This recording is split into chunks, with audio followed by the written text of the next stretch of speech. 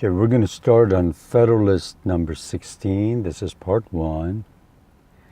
I'll show you this map because I want you to remember how big the 13 states were compared to the contiguous states of the United States.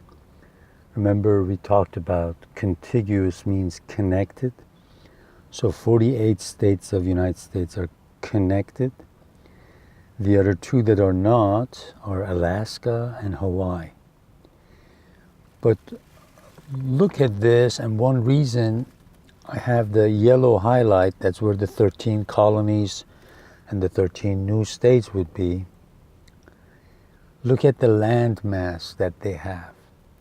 Because land and availability of land is, I think, extremely important in understanding American history. We talked somewhere before that because there was a lot of land, and the availability of land made a huge impact on the history of the United States. One of the first things that Americans could do was to do away with the law of primogeniture. Primogeniture is the law that was in place in England, and that's why they had a lot of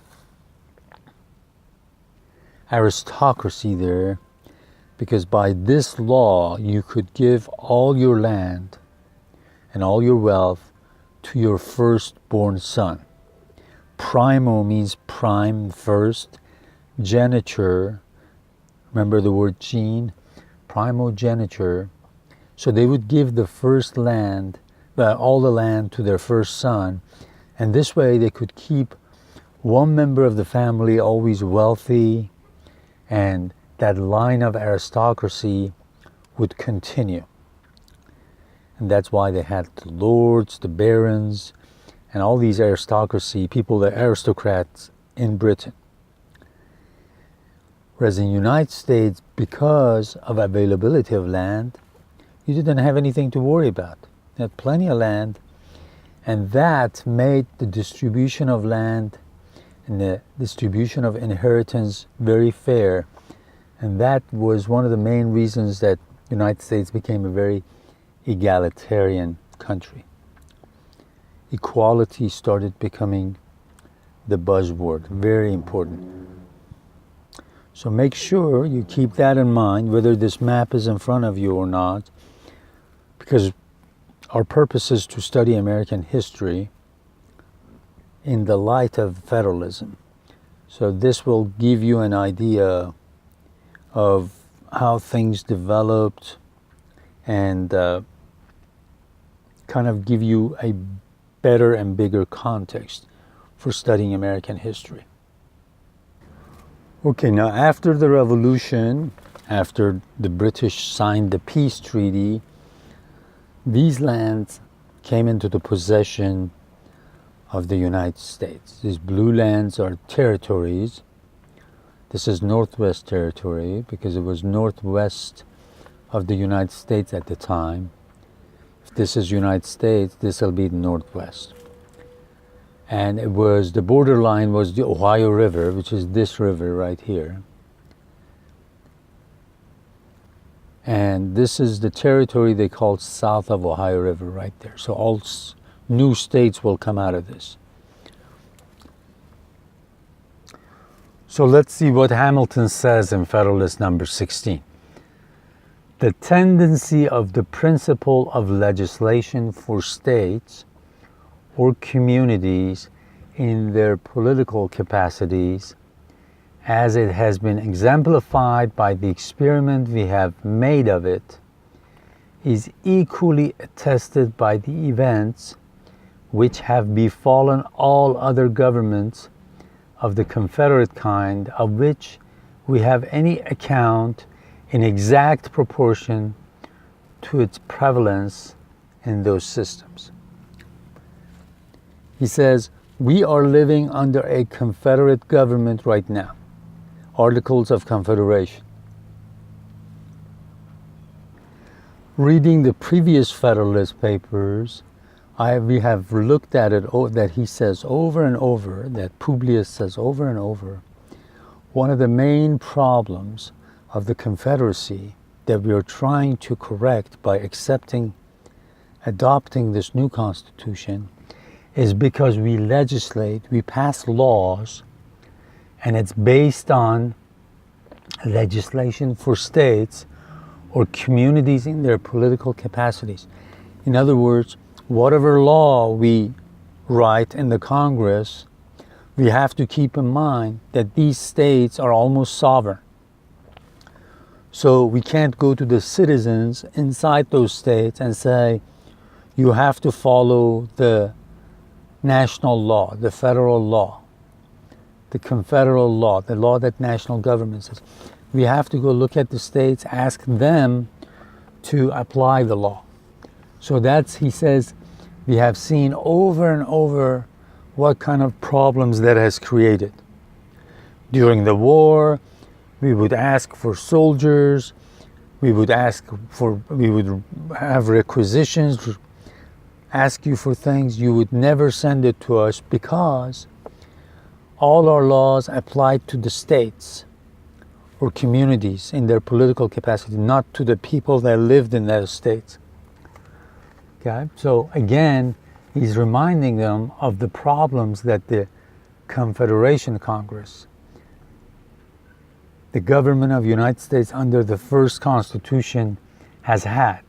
And he says, we have seen this, we've known this. And then he continues, the confirmations of this fact will be worthy of a distinct and particular examination. I shall content myself with barely observing here that of all the confederacies of antiquity which history has handed down to us, the Lycian and Achaean leagues, as far as there remains vestiges of them, appear to have been most free from the fetters of that mistaken principle, and were accordingly those which have best deserved and have most liberally received the applauding suffrage of political writers. He says, of all the confederations that we have studied, we can study, two of them are semi-good, the Lycian and Achaean League. Okay? He says, they kind of resemble what we have offered you in this new Constitution. Now remember that what Hamilton has in front of him, what the books he has in front of him, they're somewhat correct, but they're not 100% correct, because apparently scholars have gone and did more research, and there's some discrepancy, some difference between what they really were like and what Hamilton thought they were like. So he says Lycian and Achaean leagues were the best that were available to us to study, because one of them followed the principle of proportional representation like we have in the House of Representatives under the new Constitution, and the other one had a form of central government that looked like the government we are recommending to you in the new Constitution. So here he indirectly is saying that all the other confederations, like our confederation, have not even been worthy of historians talking about it.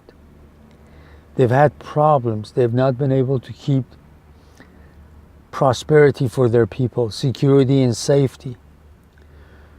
So he's gradually getting the audience, the readers, the American people, to say, okay, our confederation was okay while we were at war, but now if we want to have a better future, if we want to do something that all our citizens prosper and become happier, we have to accept this new constitution, a federal union, because the Confederation will not do the job for us.